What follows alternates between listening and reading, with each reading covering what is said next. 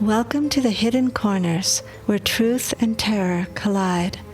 Discover a realm where the lines between the living and the supernatural blur, as you embark on a journey to the paranormal and visit the mysterious hidden corners of your mind.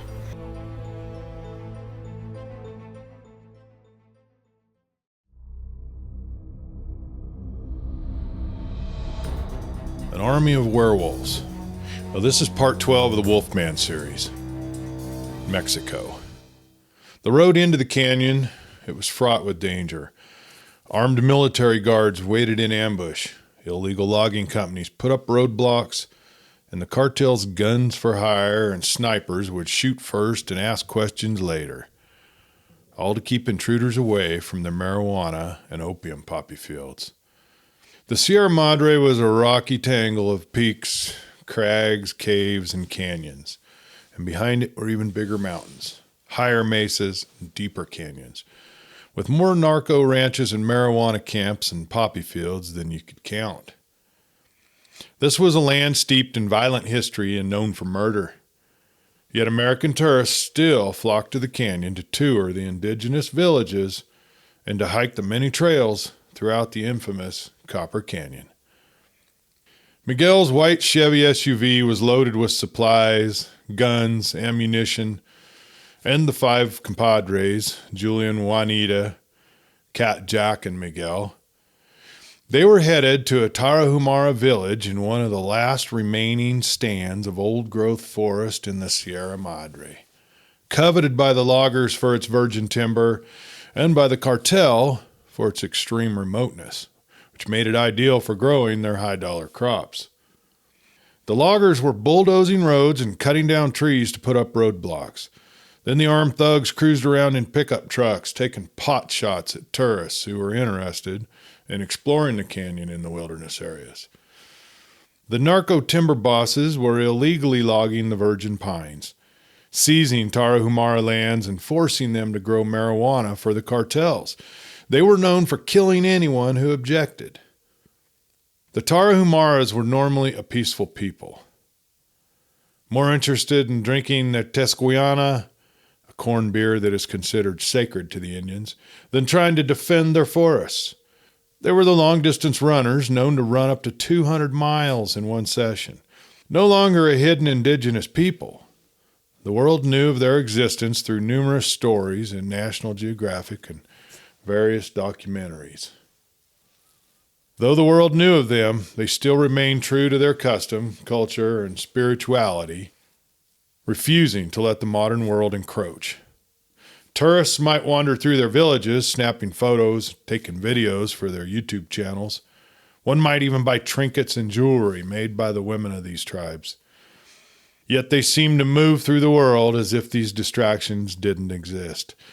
They lived their simple lives, drank copious amounts of their sacred corn beer, and used their legs and feet to run wherever they needed to go, mostly barefoot, though some wore a traditional sandal called huaraches. When Miguel came across a roadblock, he would maneuver around it if unguarded. Miguel kept his gun in his lap, ready to use it if it was needed, and a wad of cash in the console beside him for bribery. The back road continued to climb up steep passes and zigzagged across the side of treacherously steep gorges.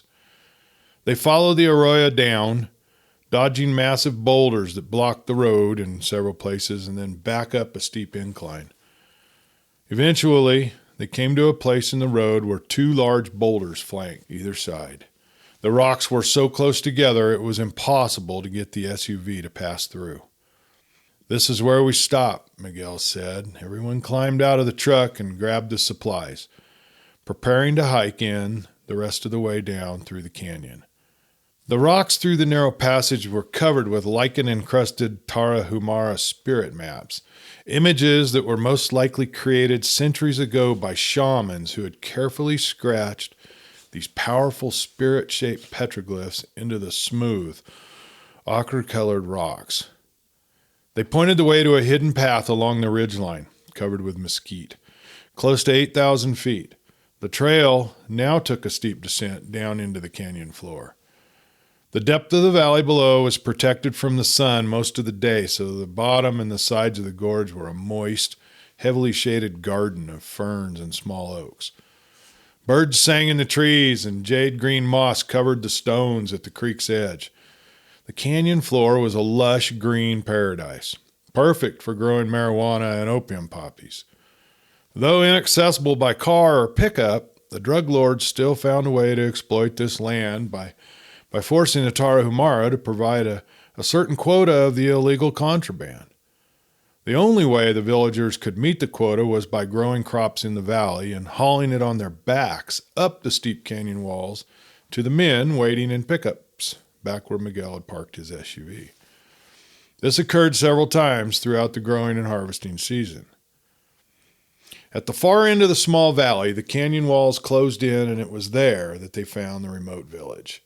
The small cabins and the outbuildings were built from the logs that had been hand-hewn and notched, and were tucked under the boulders or in caves that protected them from the elements. The cabins were sparse with low doorways, loose dirt floors, and only 1 or 2 rooms.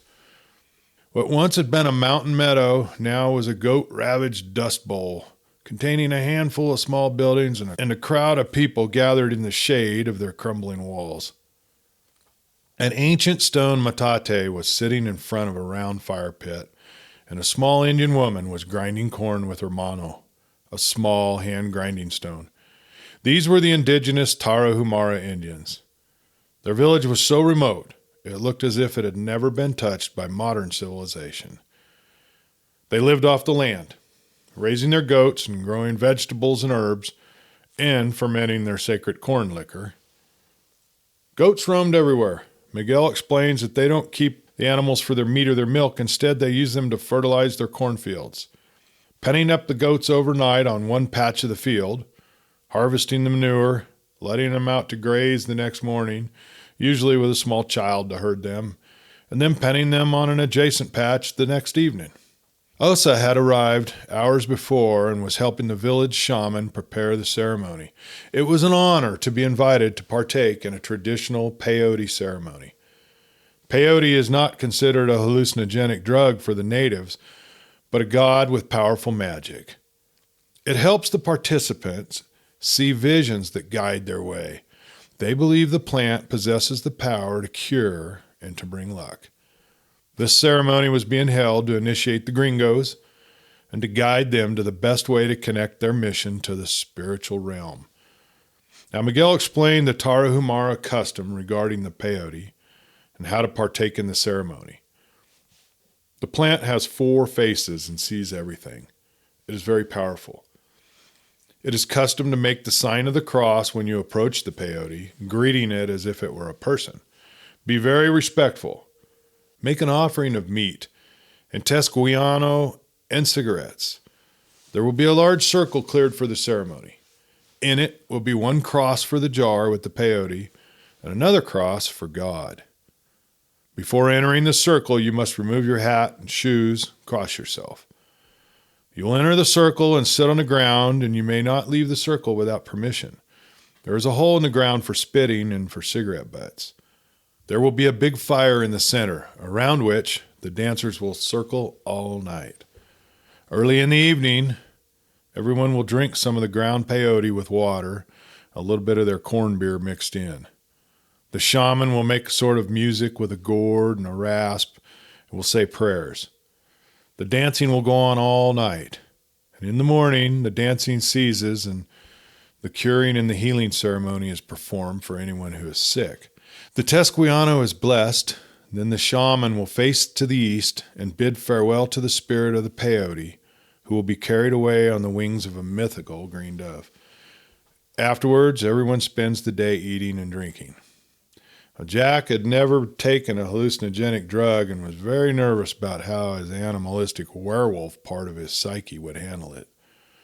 What if I go off? I mean, seriously, Jack asked Miguel.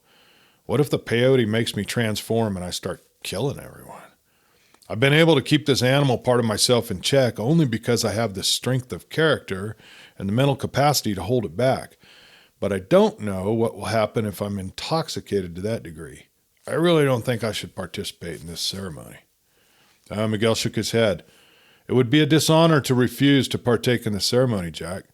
It would be an unforgivable slight to these people. This is their sacred communion with God. You have to trust that the peyote knows how to handle you. They spent the night in sleeping bags under the stars. Once the fire had died out and the moon was just a mere sliver in the sky and the stars shone brightly overhead, the Milky Way was a rainbow of stars so thick it appeared as if one could walk across the galaxy on a solid bridge of matter. A shooting star raced across the sky. Then several minutes later another would dart across, more brilliant than the last one. Jack lay awake, staring at the sky and listening to the sounds of night. Imagining what it would be like to live this way. Imagining a life so remote that no sounds of civilization ever reached your ears. No sirens, no vehicle sounds, no TVs or radios. Just the sounds of nature to lull you asleep. He closed his eyes and drifted away into troubled dreams. The next morning, Kat was beside herself with excitement to partake in a traditional peyote ceremony. She had read books by Carlos Castaneda as a young girl and had a dreamy idealization that her mind would be filled with artistic visions and that she could incorporate into her paintings and sculptures. She had brought a long white cotton dress for the occasion and was excited when the shaman asked her to assist him in grinding the peyote in the metate. It was a symbol of great honor to be chosen, as only the shaman himself could touch the peyote, except for the woman he chose to help him grind the buttons into powder. Juanita and Julian were not concerned about what the ceremony might do to them. Juanita had convinced Julian that as long as he had her by his side, he'd be just fine. He was like a lovesick puppy dog, and Juanita ruled his world. He'd follow her into the depths of hell if that was what she wanted. Juanita had experienced peyote before and convinced Julian that it would be just like a hallucinogenic escapade into a dream world where nothing and everything existed simultaneously. Miguel was the designated translator for the ceremony and helped build a fire in the center of the circle. The fire held great significance and would be kept burning throughout the ceremony. The shaman began speaking a prayer to all four directions. He crossed himself and he entered the circle. Men and women who had been chosen by the village to partake in the ceremony stood in line, waiting to enter the circle. Others held back. They were the ones chosen to stay outside the circle and tend to the children. Each person followed in procession, saying a prayer to the four directions, and then making the sign of the cross before stepping into the sacred circle. One by one, they sat on the ground until they made an entire inner circle around the fire. The shaman spoke many prayers, holding the gourd and the peyote juice up to the sky. The shaman passed the gourd to each person who would take a sip, then pass the gourd on to the next. After the gourd made its way around the circle, the shaman broke off a small piece of button and put it on each participant's tongue. The fibers of the peyote cactus are slowly broken down as they are chewed, and the mescaline-infused juices drip down the throat and enter the lymphatic system. An acrid, earthy taste fills the mouth as the alkaloids are released into the bloodstream. The journey begins with the transformation of the landscape. Surfaces light up, and the outline of the terrain sharpens with a soft glow. The world is beyond meaning and concept, not filtered through the usual gates of perception. Surrounded by nature, you are a part of everything, and everything is a part of you. There are no boundaries between the inner and outer self. You can see with your eyes closed. You can hear every movement, a flapping wing, a slithering snake, a subtle gust of wind. The landscape becomes a symphony. Then you lie down. Peyote provides a physical connection to the spiritual realm and an entry into the earth. Then, pulled from the visions, you look up toward the lights of the flame. The fire becomes the center of the world. You find yourself staring into the vast expanse of the universe. The Milky Way glows, and falling stars blaze from the heavens. The stars become countless points of lights that connect into the moving constellations, and you feel the planet rotating under your feet. The constellations become a grid of sacred fractal geometry, and you realize that everything is connected. Jack felt one with the wolf inside of him. He saw through the wolf's eye and felt the glowing hunger inside of him. But he didn't feel the urge to kill. He was consumed with the urge to protect these people dancing around the fire. He felt a primal connection to the wilderness and the wild beast inside of him, a symbiosis with the untamed forces that coursed through his veins. As the moon hung high in the night sky, Jack felt the duality within, the balance between the civilized man he had once been and the wild beast that dwelled inside of him now. In that moment, amidst the flickering flames and the ancient echoes of the shamans chanting, mixed with the song of the peyote coursing through his blood, Jack understood that his destiny was intricately woven with these people of the mountains. They were his brothers and sisters, his pack. While lying on the ground, he had a vision similar to when he had touched the shrine of the Virgin at Adwana. He saw himself running through the forest, flanked on either side by runners who were half man, half leopard. They were chasing men in pickup trucks who were shooting straight at them, but they couldn't be touched by the bullets. He saw great armies of the leopard men with wolves in the lead. He felt powerful, and the feeling was exhilarating. Their narcos were running from them. The vision shifted, and he saw himself training an army of wolves and jaguar men in a large meadow. And then, abruptly, the vision darkened. He saw a great cave at the top of a mountain. He was delicately treading through snow. It seemed so out of place. He had been in the desert mountains only moments before. There was an anxiety that he hadn't felt previously. Instead of the speed and the grace that he was accustomed to, he now felt heavy. The landscape had changed drastically. It was daylight, and the glare from the bright sun on the snow hurt his eyes. He was exhausted, but he knew he had to keep moving forward. He could sense that he was searching for something or someone. Suddenly, the vision of the cave came fully into view, and he knew he had to reach it.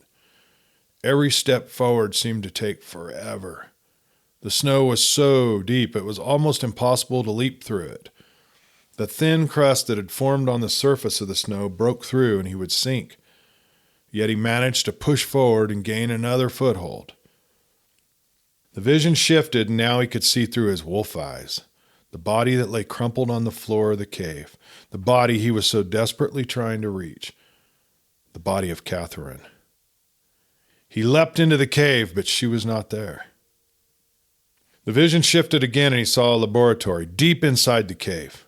It was bright, and it hurt his eyes. He saw 3 tables at the far end of the large room where 3 bodies lay strapped to the tables. His sister, and another young girl that looked vaguely familiar, and a very large young man.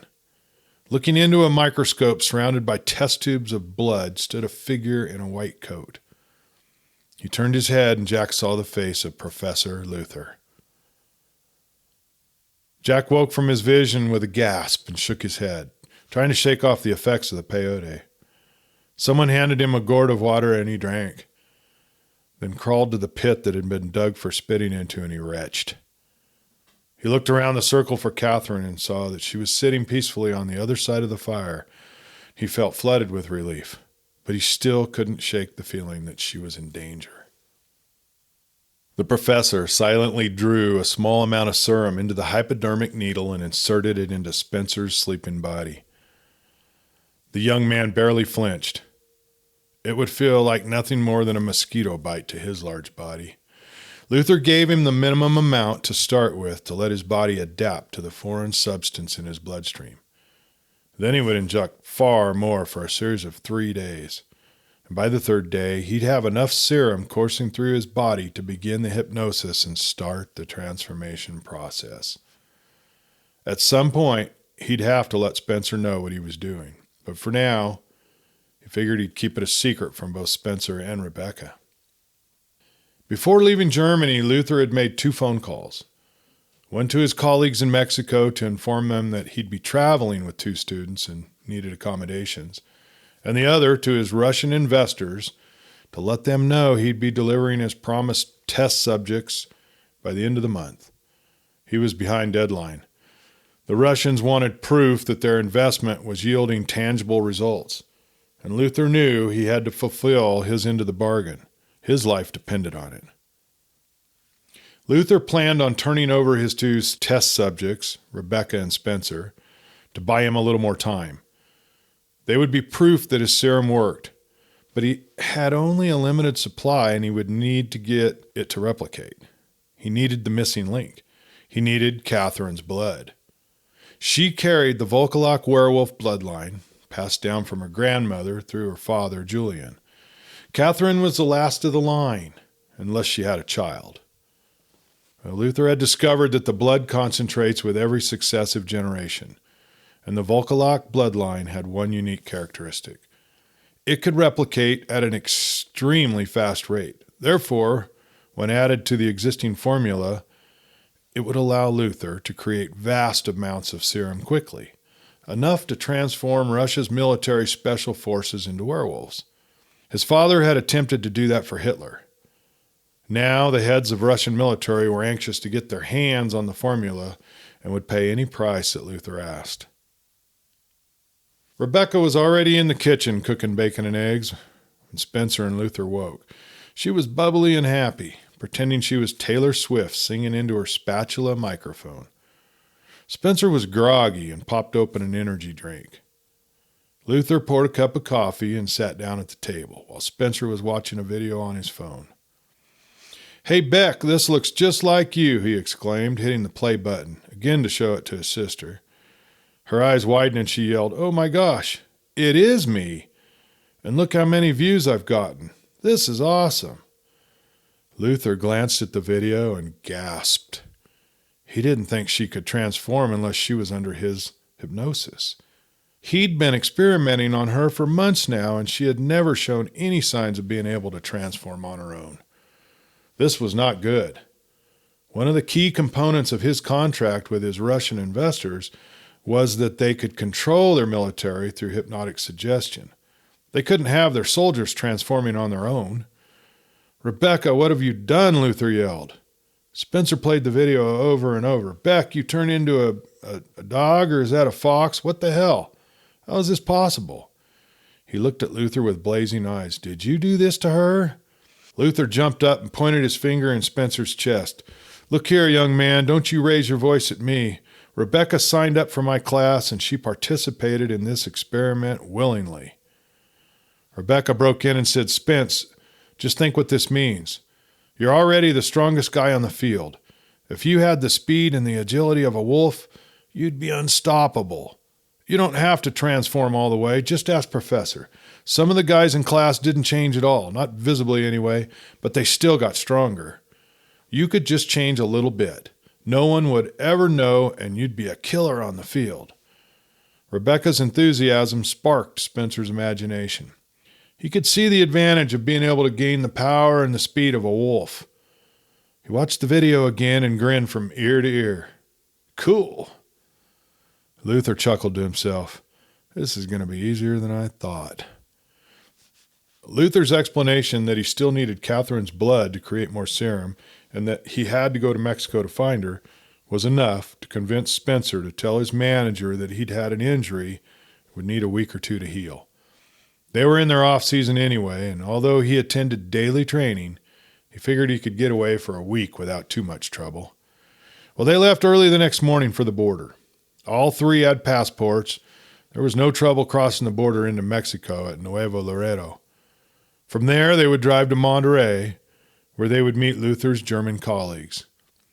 At just over 8 hours, if there was no delay at the border, they figured they'd get into Monterey by early evening. Luther called his friends to let them know they were on the way. Luther agreed to drive the first half of the trip so Spencer could doze.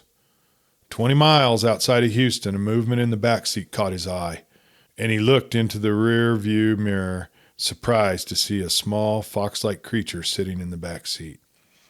Another few miles up the road, and he heard Rebecca giggling in the back seat, back to her normal self. Another several miles, and she was again the little wolf. "Will you knock it off?" Luther grumbled. She transformed back into herself and sat pouting the rest of the way to the border. Well, just after entering Mexico, Spencer took over the driving, and Rebecca started up her antics again. Every time she'd turn herself into a wolf, Spencer would howl with laughter. Luther was very annoyed. Just like a couple of kids, he thought to himself. He couldn't wait to get rid of them. Well, the war between Russia and the Ukraine had been going on for years. Starting in February of 2014, following Ukraine's Revolution of Dignity, Russia annexed Crimea from the Ukraine. The first 8 years of conflict included cyber warfare and heightened political tensions between the two countries. In February of 2022, Russia launched a full-scale invasion of Ukraine and began occupying more of the country. Russia has the fifth largest military force in terms of active duty personnel, with 1.15 million and at least 2 million reserve personnel.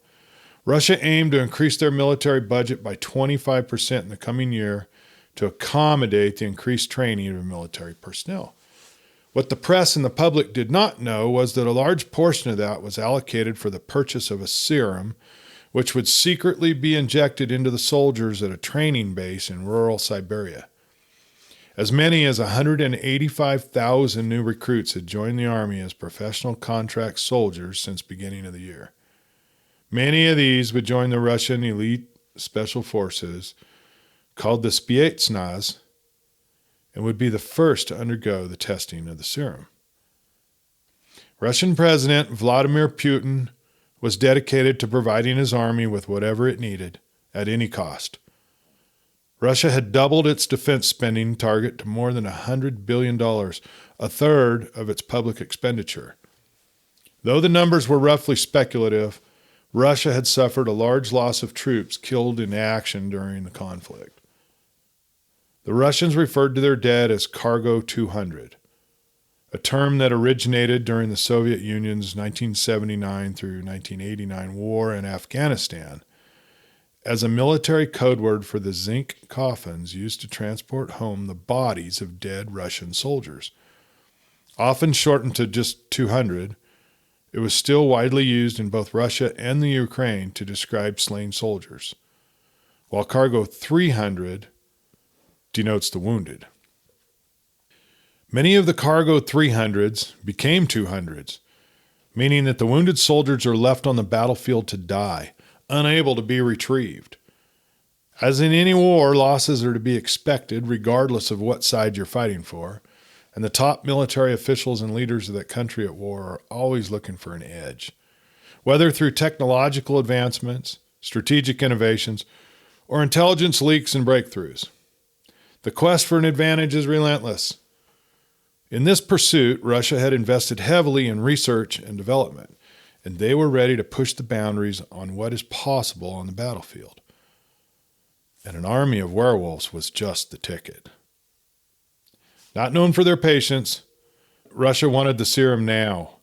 Professor Luther had been in frequent contact with the chief of the general staff and the highest-ranking officer of the Russian armed forces, and the Minister of Defense. They saw the potential of what this could mean to their defensives, and they needed proof that it would work and that Luther was capable of delivering the quantity they needed. Russian agents Sergei Sokolov and Nikolai Lebedev had been given a mission to track down Professor Luther and bring his serum to Moscow. Through their networks of connections, they had learned that Luther was headed to Mexico, but they had no idea why. They assumed Luther was attempting to flee the country because he couldn't deliver what they wanted. If they captured him and brought him to their laboratory hidden deep in the Ural Mountains, they could control their investment and provide certainty that he would deliver on his promise. Well, Russian counterintelligence agents currently in Mexico had given them the address of a German family living in Monterey, and who would most likely know Luther's whereabouts. The two Russians immediately flew to Mexico and had already rented a car and found the location of the hacienda. They parked a half a block down the street and sat in their car, watching the house and planning their next move. Two more agents parked across the street, facing in the opposite direction. Jack and the others slept off the effects of the peyote and the day of feasting and drinking. Now he was anxious to get started with the training. He wasn't entirely sure how to go about this.